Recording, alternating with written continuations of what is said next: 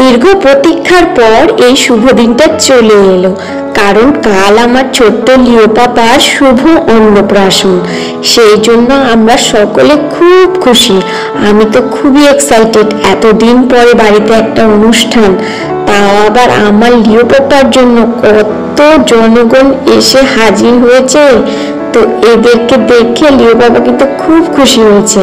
আর এখন রাত হয়ে গেছে, সকালে উঠেই অন্নপ্রাশনের অনুষ্ঠান, তো আত্মীয় পরিজনের ভিড় জমা পড়েছে আজকে বাড়িতে। দিদন, পিসিরা, দিদিরা সবাই বসে লিও বাবার সাথে খেলছে, আর আমি অন্যদিকে রান্না চাপিয়ে দিয়েছি, কারণ কাল থেকে তো ওরাই করবে, তাই রাতের রান্নাটা আজকে আমিই সেরে নিই। আজকে সিম্পল একটু রান্না করে নিই। তো এদিকে সকাল হয়ে গেছে, এত শুভ অনুষ্ঠানের মধ্যে দেখো তো কি ঝামেলা, বৃষ্টি থামার নামই নেই। তো আমি ভেবেছিলাম বৃষ্টি হবে না, কিন্তু রাত থেকে বৃষ্টি। তো তারপর সকাল 10টা বাজে, এখন কিন্তু বৃষ্টি থেমে গেছে। আর আমি চান টান ছেড়ে এসেছি, পুজো দিয়ে এলাম। আর এদিকে যে বাজনা চলে এসছে, লিও পাপা এখন দিদনের কোলে বসে আছে, আর আমি এই মুহূর্তে টুক করে চলে গেলাম নিচে দেখতে রান্নাবাড়ির কি আয়োজন হচ্ছে, সব রান্নাবাড়ি ঠিকঠাক হচ্ছে কিনা। লিও পাপা এদিকে গেছে বাজারে।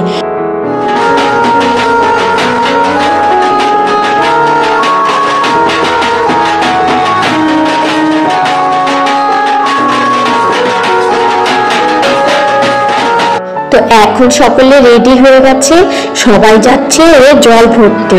আমি তো যেতে পারবো না, কিন্তু আমি এই যে বাড়িতে লোক নিয়ে রয়েছি, আর ওরা সবাই জল ভরতে চলে গেছে। দাদা চলে এসেছে, পিসিরা চলে গেছে, ঠাম্মা, দাদু, পিসি, দিদন সকলে মিলে।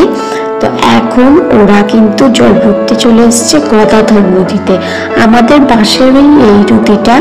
এখান থেকে আমরা সবকিছু অনুষ্ঠানের জল ভরি, আমাদের বাড়ি থেকে একদম কাছে, একটু গেলেই নদী। আর দেখো নদীর জলটা কিন্তু এখন ঘোলা, যেহেতু একটু বর্ষার দিন। তো জল ভরা কমপ্লিট হয়ে গেছে, এখন সকল মিলে একটু ফটো তুলে নিচ্ছে। তারপর এই যে চলে এলো মা কালীর মন্দিরে। এখন এই যে মা কালীর মন্দিরে এসে ওরা পূজা টুজা করে তারপর বাড়িতে আসবে। তো আমরা যে কোনো অনুষ্ঠানে মায়ের মন্দিরে আগে একটু পুজো করে নিই। আমাদের ঠিক বাড়ির সামনে এই মন্দিরটা, দুপা হাঁটলেই মায়ের মন্দির। তো মাকে পুজো সেরে সবাই চলে এলো। আর এই দিকে দেখো লিওর ঠাম্মি তো নাচা শুরু করে দিয়েছে, একাই নাচছেন কেন, সবাইকে নিয়েই নাচো। যাই হোক, সকলে চলে এসছে জল টল ভরে। আর এখন আমি লিও পাপাকে নিয়ে উপরে বসে আছি অনেকক্ষণ ধরে, কারণ বেলা হয়ে যাচ্ছে, ওকে চান করাতে হবে। এখন তো 12টা বেজেই গেল। তো লিও পাপার এই যে চানের পিঁড়ি, জল সব কিছু রেডি। তো আমি এখন লিও পাপাকে নিয়ে চলে এলাম। ওই যে মা নিয়ে আসছে পেছনে, আর সাথে মামাইও চলে এসছে, দাদাও চলে এসছে। এখন লিও পাপাকে সুন্দর করে আমরা চান করে দেব।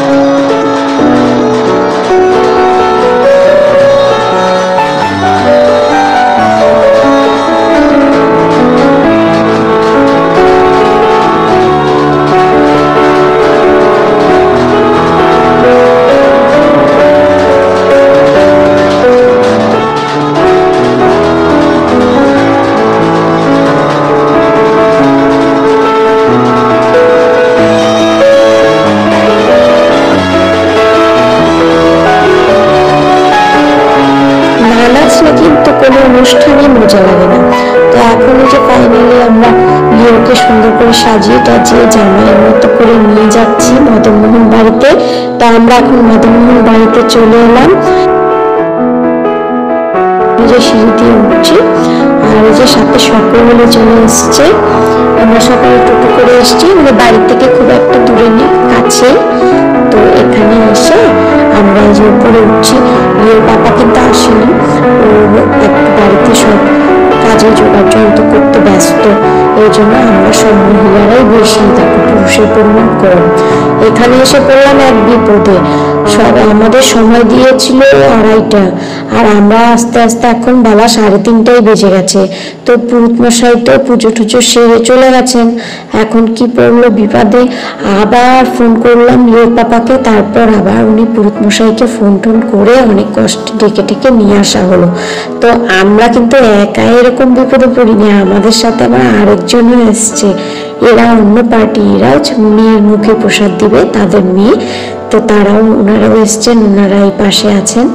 তো যাই হোক, পুরোহিত মশাই খুবই ভালো মানুষ, আমরা একবার ফোন করাতে উনি আবার চলে এলেন।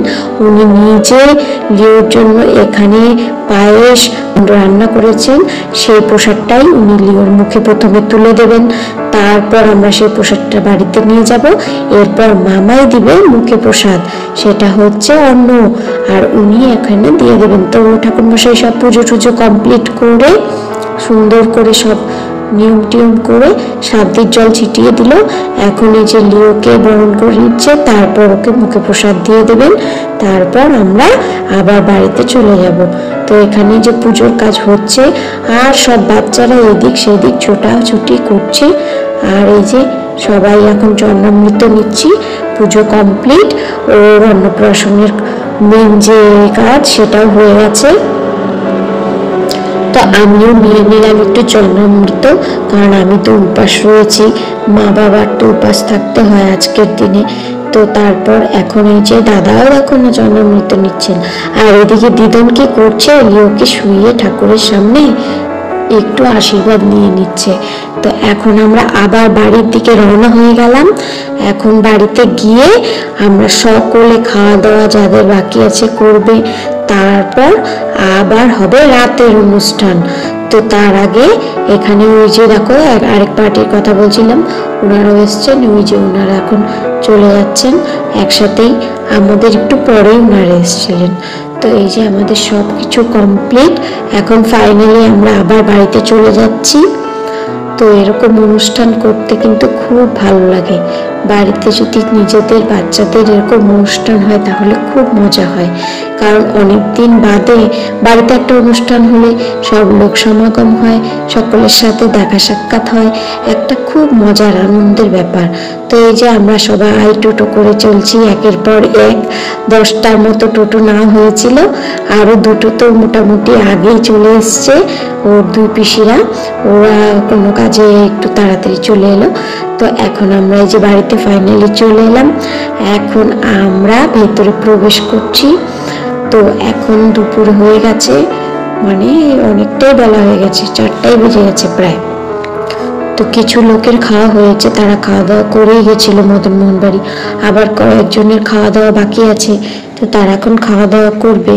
তো এখন এই যে ভেতরটায় আমরা ঢুকছি, এখনো এদিকে একটু কাজ বাকি আছে, সবকিছু কিন্তু এখনো রেডি হয়নি।